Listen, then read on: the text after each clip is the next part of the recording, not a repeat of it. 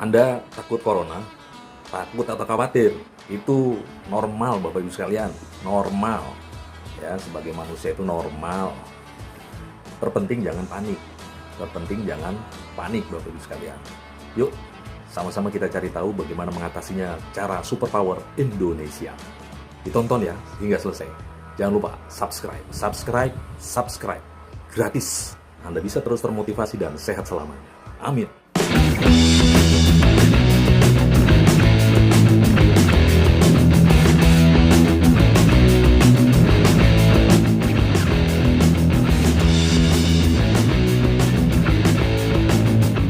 Salam superpower Bapak Ibu sekalian. Apa kabar Anda di seluruh tanah air? Bapak Ibu sekalian, saya berdoa kepada Tuhan agar Bapak Ibu sekalian seluruh tanah air terus terjaga kesehatannya, terus bahagia dan terus semangat dan tetap beroptimis untuk menjalani karantina di rumahnya masing-masing ya. Yang mungkin bisa di rumah ya karantina di rumahnya masing-masing.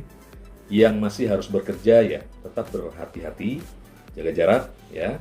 Kemudian hindari kerumunan, jangan sampai berada dalam kerumunan orang banyak. Kemudian jangan mengusap muka, daerah wajah Bapak Ibu sekalian ya, karena memang itu berpotensi bisa menularkan virus corona ya. Kemudian sering cuci tangan dengan sabun ya. Dan jaga kesehatan, berpikir yang optimis. Kemudian jangan meremehkan corona dan jangan panik tentu. Bapak sekalian, hari ini, di pagi hari ini, saya ingin sharingkan terkait dengan corona mampir, tapi tetap uang itu mengalir kepada rekening kita. Itu gimana caranya? Simak terus vlog saya di pagi hari ini hingga selesai. Jangan lupa bagi yang belum subscribe, silahkan subscribe ya. Karena subscribe itu gratis Bapak sekalian, sehingga saya bisa terus mengembangkan channel ini, terus memberikan sharing-sharing pencerahan terkait motivasi, sehingga kita semua mendapatkan pencerahan dan tetap bahagia dan termotivasi selamanya. Amin ya rabbal alamin. Bapak sekalian, tentunya begitu corona mampir di negara kita ya, kalau tidak salah itu di awal Maret sudah mulai 1, 2 atau 3 orang yang positif terkena virus corona ya. Dari situlah kita mulai terasa bagaimana kita harus mensikapi masuknya wabah virus corona ini. Tentunya kita juga sudah mendapatkan informasi dari luar, dari negara yang memang lebih dulu, Bapak sekalian, lebih dulu mendapatkan kedatangan virus corona di negaranya masing-masing, ya. Ya tentunya kita sebagai pribadi-pribadi superpower itu diharapkan bisa untuk mempersiapkan diri dalam kondisi apapun, ya, dalam kondisi apapun. Begitu corona masuk ke Indonesia, Bapak sekalian, ya. Jadi tetap optimis saja, walaupun kondisi sedang, ya boleh dikatakan darurat, tapi tetap optimis saja untuk bisa menjalankan kehidupan ini, ya. Jadi apapun Bapak sekalian, kehidupan kita perlu kita jalani, apapun halangannya, apapun rintangannya, apapun hambatannya, itulah tantangan, itulah tantangan. Jangan dilihat sebagai hambatan. Ya, jangan dilihat sebagai hambatan yang kemudian membuat kita berhenti untuk melakukan aksi, mewujudkan cita-cita kita semua, mewujudkan cita-cita kita bersama, dan bermuara kepada terwujudnya superpower Indonesia sekalian. Ya. Jadi saya langsung saja ingin memberikan tips-tipsnya bagaimana corona walaupun mampir, tapi uang tetap mengalir ke rekening kita sekalian. Banyak hal-hal yang bisa kita lakukan. Pertama, ya walaupun kita berdiam diri di rumah, ya, ataupun kita masih bekerja di kantor, ataupun kita masih datang ke tempat usaha kita tetap harus bisa produktif Bapak sekalian, ya. Kita harus tetap bisa produktif, ya. Mengingat kehidupan ini kan perlu dibiayai, ya. Mengingat kehidupan ini kan perlu dibiayai. Saran saya sih sebisa mungkin jangan mengandalkan hanya satu sumber penghasilan saja Bapak sekalian, ya. Jangan mengandalkan hanya satu sumber penghasilan.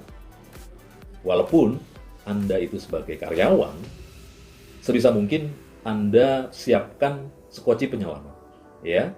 Jadi jangan terbiasa dengan mengandalkan hanya satu sumber penghasilan. Ya. Oke, Pak Kun, misalkan ada pertanyaan, Pak Kun, tentunya kan kita harus fokus. Ya kalau misalkan Bapak Ibu menjalankan aktivitas yang bisa menghasilkan lebih dari satu sumber penghasilan, kan juga tidak bisa dikatakan tidak fokus. Ya.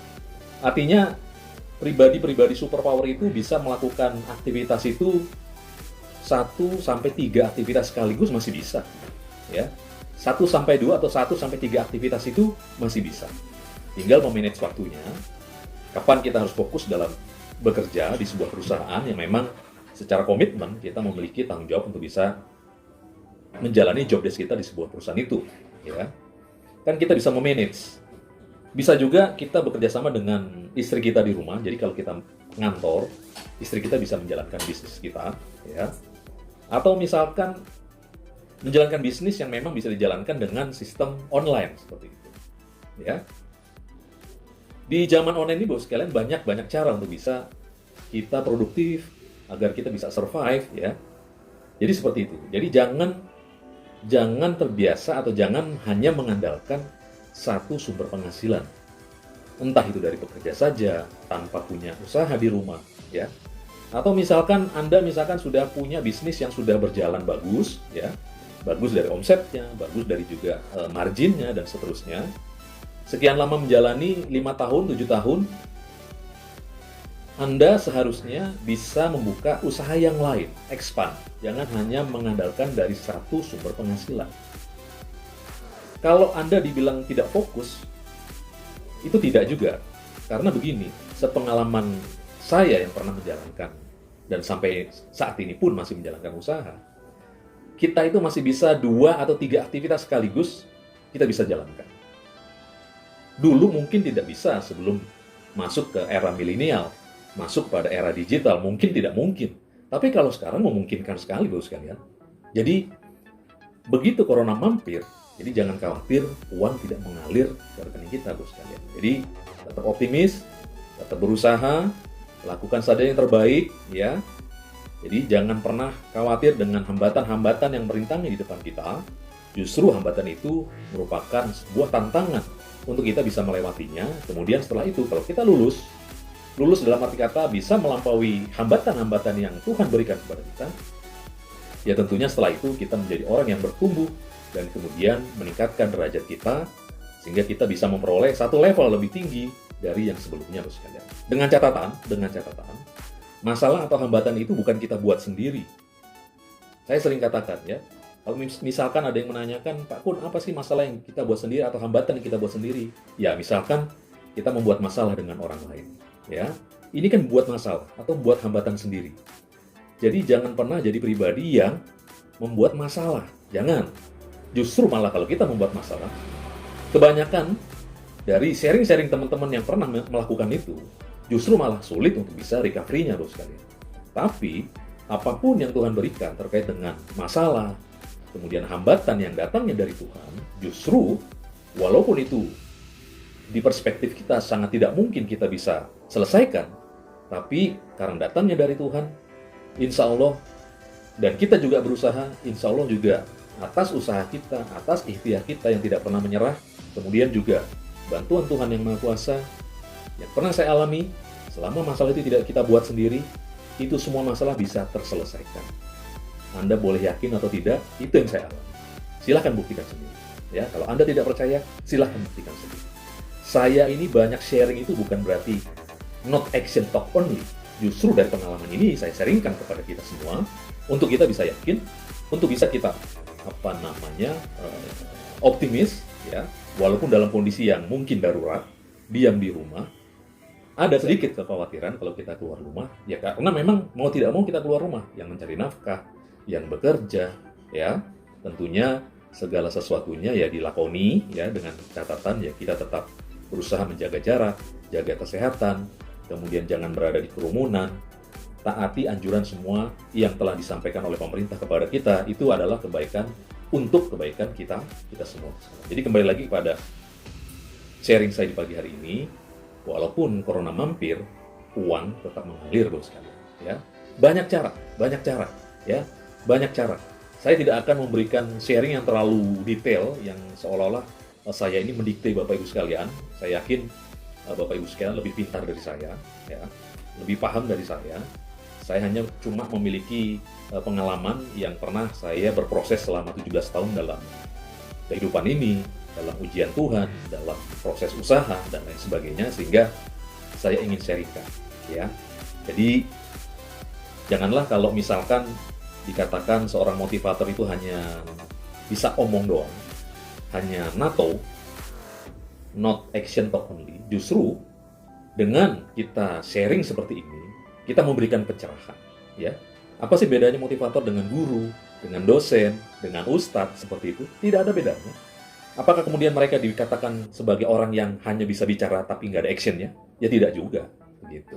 Jadi semua seperti motivator, dosen, guru, ustadz itu memberikan pencerahan-pencerahan. Aksinya ya seperti itu. Dan kita bisa bicara ini karena pengalaman kita selama ini, gitu loh. Makanya kita sharingkan seperti itu. Demikian Bapak sekalian, pagi ini yang saya bisa sampaikan, mudah-mudahan bisa menambah motivasi kita, bisa menambah semangat kita, bisa menambah keyakinan kita untuk bisa terus berusaha untuk bisa melakukan yang terbaik, sehingga apapun yang menjadi cita-cita kita, yang menjadi tujuan hidup kita, yang menjadi harapan kita, semoga bisa terwujud, ya. Paling tidak, kalau kita pun dikodarkan oleh Allah Subhanahu wa Ta'ala menjadi orang yang tidak berhasil, paling tidak selama hidup kita sudah menjadi pribadi-pribadi yang selalu mengupayakan yang terbaik, Bapak sekalian. Salam sehat, salam tetap semangat, salam bahagia, dan salam superpower Indonesia.